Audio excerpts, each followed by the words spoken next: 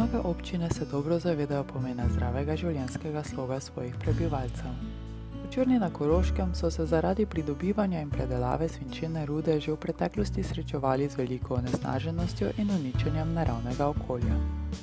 To je pustilo posledice tudi na ljudeh in njihovem zdravju. Prav zato v Črni od leta 2017 izvajajo program Zdrava Črna. To je celovit program aktivnosti, s katerimi občina naslavlja vse ciljne skupine prebivalcev. Spodbuja jih, da sprejmejo gibanje, zdravo prehrano in trajnostne oblike mobilnosti kot način življenja.